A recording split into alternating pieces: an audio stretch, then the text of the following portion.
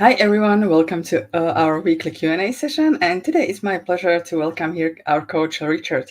So hi Richard, how are you today? I'm great, Veronica. How are you doing today? I'm also great. You know, the summer is still here. My kids are on the kids camp, so I have some more Oh, time to work. So this is really, really great. yeah. Okay, and how are you enjoying your summer? Summer, if I may I'm ask. having a great summer. Just got back from a 2-week vacation in Maine. Wow, We have a summer home there, and it was just wonderful. Swam in wow. the lake, went swimming. It was great. That's awesome. Okay, so I think we can start with the questions, and I have prepared two questions that. I'm sorry, there is some technical issues. Just a second. Okay, I think we can continue. And the first question, these first questions for those who are watching, I have found on our channel, and before the really live questions come in. And the first question is it normal to experience sleep maintenance insomnia after resolving sleep onset issues? I have hyperarousal and couldn't initiate sleep, but after educating myself about insomnia, I resolved my onset problem. Now, after trying to befriend wakefulness for 2 months, I'm still facing maintenance issues. So, what do you think, Richard? What are your first O- thoughts when you read this? Okay. Well, thank you, Haley, for that question. We get this question often because people think that it's kind of two different kinds of insomnia. It's really just six of one, half a dozen of another. They're really very similar. It just depends on when your hyperarousal is active, whether it's active when you go to bed or whether it's active in the middle of the night or waking up early. I think of hyperarousal as the main obstacle to sleep, and your brain is really trying to protect you, this old brain, this lizard brain that doesn't really understand logic or language. And when you focus on one kind of sleep problem, sleep onset insomnia, unable to sleep when you first go to bed, you may resolve that, but then this brain comes back, this brain that really wants to protect you, that loves you, comes back and says, no, no, there's really danger. I really think you should look at this. And so it wakes you up in the middle of the night. So there are two versions, two flavors of the same problem, really. So you don't really have to do anything different when you have sleep maintenance insomnia as opposed to sleep onset insomnia. Use the same tools that we teach here, and with time, you'll eliminate both kinds of insomnia. Mhm. Absolutely. Thank you very much for sharing and explaining, Richard. Maybe what comes to my mind is what sparked my interest was this word still. And when people use the word still, it implies that there is some pressure, there is some expectation, but we have to understand that the insomnia recovery is highly individual and it takes time. It takes a lot of time for our lizard brain, just like you said, to understand that there is no threat, and it will not automatically to send this hyperarousal over and over again. And actually, I experienced both kinds of insomnia, but mainly it was this for me. It was the sleep onset insomnia. But in case when I fell asleep at the beginning of the night, I was so glad about it because it meant afterwards the pressure simply lowered. You know, I had some sleep, so I don't have to try so hard to keep sleeping or to try harder to fall asleep. So you can look at it like, okay, I despite I have sleep maintenance insomnia, the sleep has happened already. I don't have to chase it anymore. I don't have to pressure myself. And when you lower this pressure, the sleep will come easier and easier with time. So I hope we have answered your question. And right, we also have one question from XYZ. And the question is, was doing well for about 2 weeks. Then we went on a trip and got back on meds. I think that behavior alone told my brain, oh, you can't do this by yourself anymore. And I fell back in the trap. So what do you think, Richard, when you read this? Yeah, well, as you said, Veronica, this is just a bumpy road. Things vary a lot. And you don't just get over insomnia and then, at least when you're starting on your journey, and then not have any kind of issues come up again. So it's not uncommon when we're traveling for insomnia to come back sometimes. Sometimes people are better actually when they're traveling, but other times people are not, don't sleep quite so well. And so it's really just a gesture of self-care if this person, decided they wanted to take something for sleep and kind of improve their chances of sleeping on the vacation. And yes, this might send a message to the brain that, we can't do it because this is a sleep effort. But what I've found is that it really depends a lot on your intent. And if your intent with the sleeping pill is just to give yourself a little more ease when you're on vacation, then that's fine. But often people are hard on themselves when they take medication. And when they're hard on themselves or judgmental, then this alone can kind of raise hyperarousal and make it more difficult to sleep. So, I wouldn't worry about this, little bump in the road, little speed bump with more difficulty sleeping. I think things will settle down once you're back home, and you can decide. You can decide whether you want to continue medication or whether you want to reduce the doses and stop it. But either way, it's very important to be kind to yourself and not judge yourself for taking medication. Absolutely. It's really well said, that because this judgment just adds to our pressure, and it brings a lot of self-criticism. And what I would just add is that when we kind of like finally sleep at home, our brain feels safe. It is a comfort zone. But when we start to travel, when we are for some time on our insomnia recovery, then we naturally want to broaden our comfort zone. So we start to travel. Some people go back to work. Some people start to do things that they put on hold because of insomnia. And after that, some change is some high arousal is normal, and we call this the change reaction. And this is a reaction of our brain simply just asking, "Hey, this change, is it normal? Is it safe? Is it okay for us?" And you just need to respond, "Hey, this is fine. It's absolutely okay." And then over time, when you allow this heightened hyperarousal, when you allow this bumpiness, you will teach your brain that, hey, this is okay, this is safe, there is no threat. And uh, like with all insomnia recovery, it is just a practice. And don't get scared when the things don't go immediately the way you would like it to be. So I hope we have answered this question, and we have new questions to come in the meantime, which is really, really great. And the first, and this is not really a question, and we have just hi from K Jane. Hi, good to see you again. Thanks for watching, Jane. And right now we have a question from LOL. Hi, ever since taking antidepressants, my sleep has been broken. It's been 6 months stopping all of them, but broken sleep stays the same. I get no anxiety, no depressed, just feel like drugs induced. Some neuro change. Can I get insomnia back? No, I mean sleep back. Okay, so right. So this person went off antidepressants, and since then, he or she is experiencing broken sleep. So, what do you think? Okay, so I was having trouble seeing the question.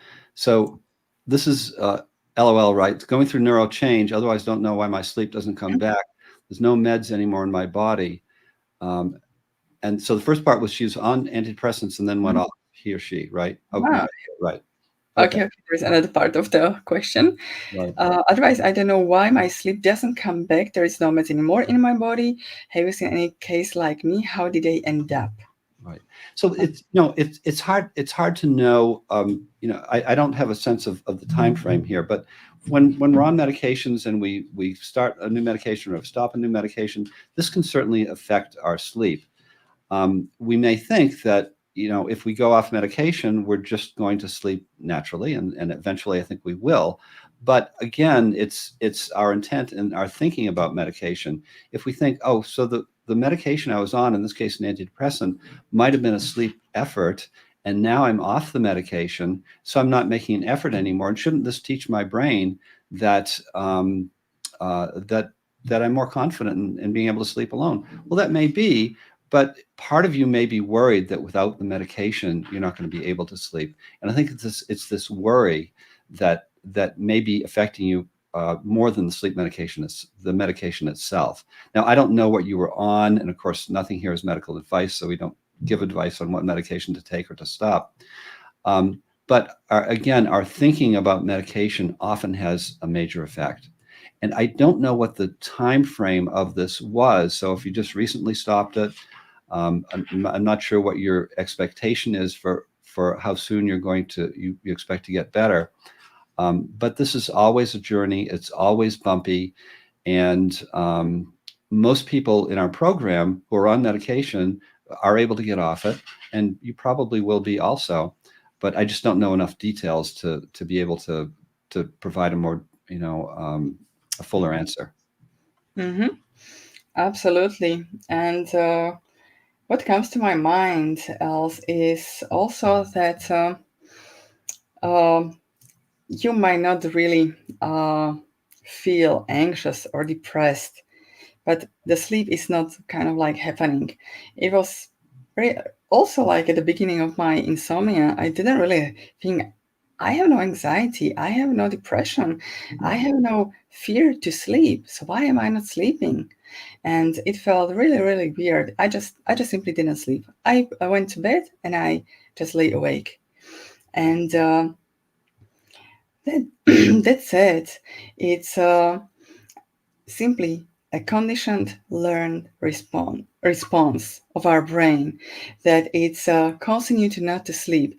There is enough hyperarousal in your body to not allow you to sleep, right? It's still the same old survival mechanism that is causing also anxiety, depression, heavy emotions, but and also that is causing you to not to sleep. Like Daniel calls it like this super ninja quiet hyperarousal, you know.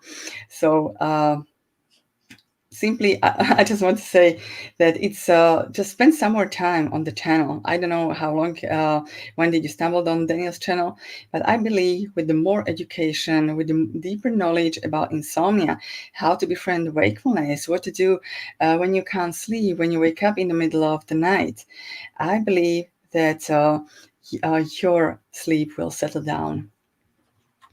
And Veronika, if I could just add, sometimes hyperarousal is, just this dramatic emotional symptoms of lots of anxiety and racing heart and so forth. Sometimes it's very subtle. It's what I call silent hyperarousal. So there's enough hyperarousal that prevents you from sleeping, but not enough or not the right kind to have the racing heart, the Exactly. labored breathing, the frank anxiety and so forth.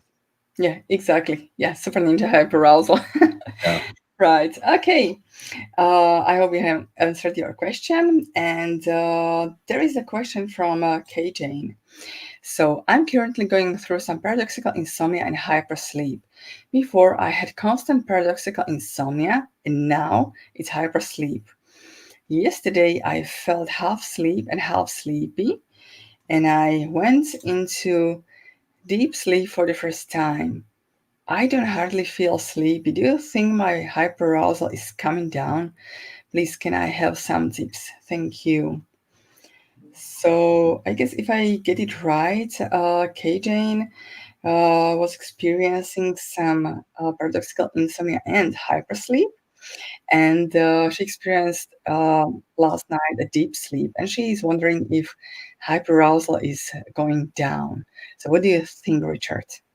Yeah, well, so paradoxical insomnia is when we're not really sure if we're sleeping.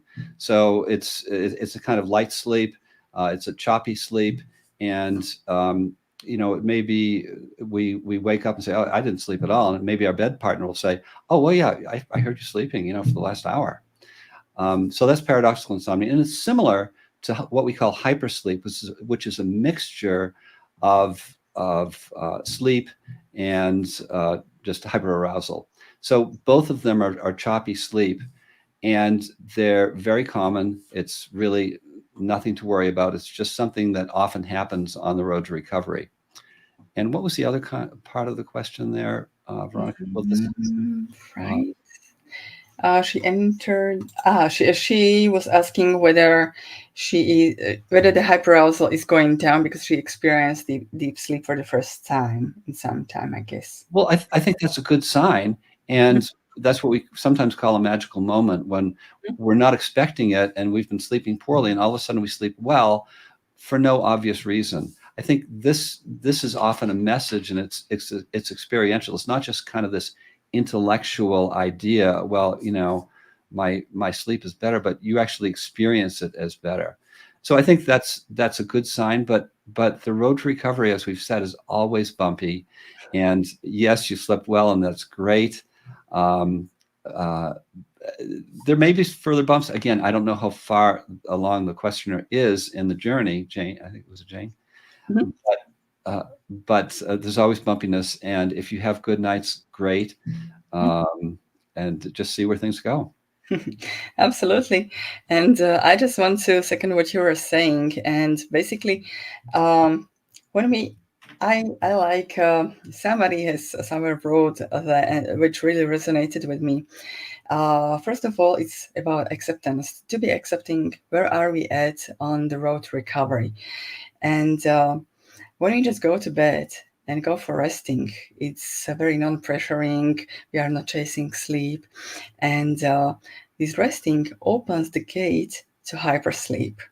And when we accept hypersleep, when we are fine with it, when we are not complaining that we haven't experienced the deep sleep, uh, at this point, we are opening the gate to the deep sleep.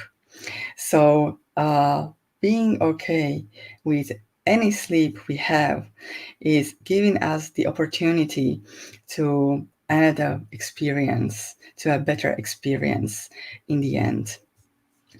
So, I hope this makes sense. And, right. Okay, we have a question from Layan. Hello, my problem is not only the fear of not sleeping, but I have many obsessive thoughts. For example, I focus on something in my body and I get scared, and my anxiety increases, or images impose themselves on me, or I focus on things entering my eyes or sounds. All of these things prevent me from sleeping, and no one has been able to diagnose me accurately. Okay. So, what do you think, Richard? Yeah, well, it sounds like Leon is describing, symptoms of anxiety. Mhm. And those of us with insomnia history, very often tend to be more anxious people. And that tends to be what keeps us awake. We're vigilant. We experience threats in the environment, whether they're real or perceived. And very often we have anxiety from other sources. We have health anxiety, for example. And insomnia is kind of a form of health anxiety. We're worried about how our bodies are functioning. So it's not at all unusual to have other experiences of anxiety. And we really just focus on sleep here. And if you feel you need help with other issues with anxiety, kind of outside of the sleep realm, then it's perfectly reasonable to get some counseling on this. And some of our clients do this, and that's fine. But a lot of the tools that we use for the anxiety that we have around sleep probably would be applicable in other areas also. Absolutely. Cool. We have a question from Vafik. Hello, coaches. 2 weeks ago, I had my first night of sleep that was under 8, 9, or even 10 hours. I've always been a good sleeper. However, this night, out of the blue, I get 2 hours and I'm wide awake. I have health anxiety, which sent me into a spiral of obsessing directly from that first night. I stumbled across the channel on the third day. I think it's going to continue. Um, Okay, so let's answer this question first from Ahmad. What is the best way to adjust our sleep schedule if you want to sleep at night and be awake in the morning? You want to sleep at night and be awake in the morning. So, what do you think, Richard? The best way to adjust our sleep schedule if you want to sleep at night and be awake in the morning. Well, I'm not quite sure what the questioner is asking. Um, the way we handle a sleep schedule is to have a timeless sleep window.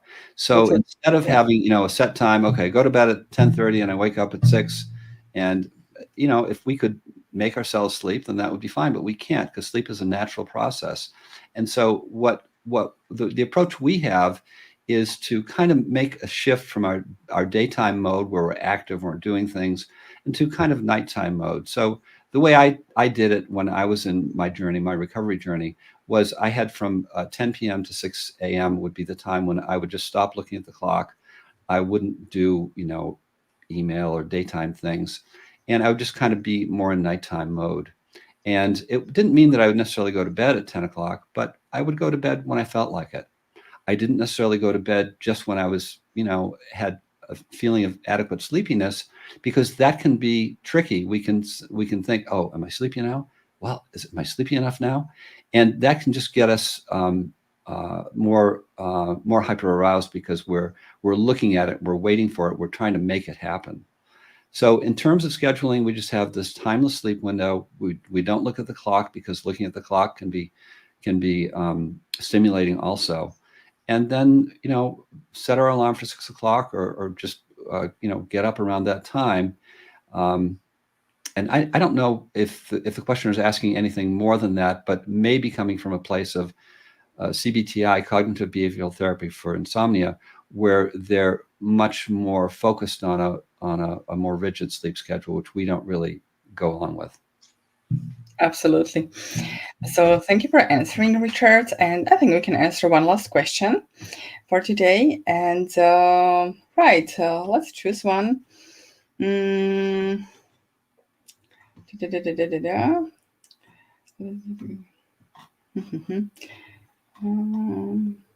I was waiting for this last comment. And right, maybe, okay, this one from Vafik. I was sharing the comments he mentioned before, but now he added also, when I started practicing some acceptance, boom, I slept amazing for 5 days in a row thinking I got over it. God, I was so wrong. Any tips for becoming fully okay with this thing that is by nature miserable? So, what does it sound like when you stumble on Daniel's channel? Then you sleep amazingly for some time, and then you are back in struggling again. Yeah. Well, so the process is always bumpy, as we always talk about, and it's not uncommon for people to discover our channel, our approach, and to think, wow, this is amazing. Yeah, all I have to do is be more accepting, and so perhaps they are, and that's great. But that's usually not the end of it, because there's usually more work to do than just making a simple change over a day or two. Often what people feel when they discover our approach is they feel hope for the first time, and they feel, oh, well, I'm not broken. There is a solution here. And it's often that hope that gets them some really good sleep right at the beginning. And sometimes this may persist and may continue, but the journey is always bumpy, and there's always more work to do. And so it's a great start, but it's probably not, everything. It's probably not the end of the journey. Yeah, absolutely. I just said that this phase Daniel calls like honeymoon with insomnia. Yeah. It's like really finding this relief, like there is nothing wrong with me. I don't know if you experienced it, Richard, but I did. I slept amazingly for a few days, maybe 2 weeks. But then, the sneaky thoughts came back in, and this is when I really had to start working on my thoughts, on my emotions, Yeah. on the education, Yeah. and it took some time, and there was quite some bumpiness Yeah. until I really, really recovered. Yeah. So, right. Anything to add, Richard? No, I had a little bit of that at the beginning, Yeah. some kind of honeymoon experience Mhm. like that, Yeah. but it didn't really last very long. Yeah, it's really common. Yeah. So, okay, thank you very much for coming here today, Richard, and answering the questions from the community. Thank you, everyone who posted your questions. We are going to have a next session with Coach Daniel next week. And yeah, may everybody have a great time. Bye bye. Bye, everyone.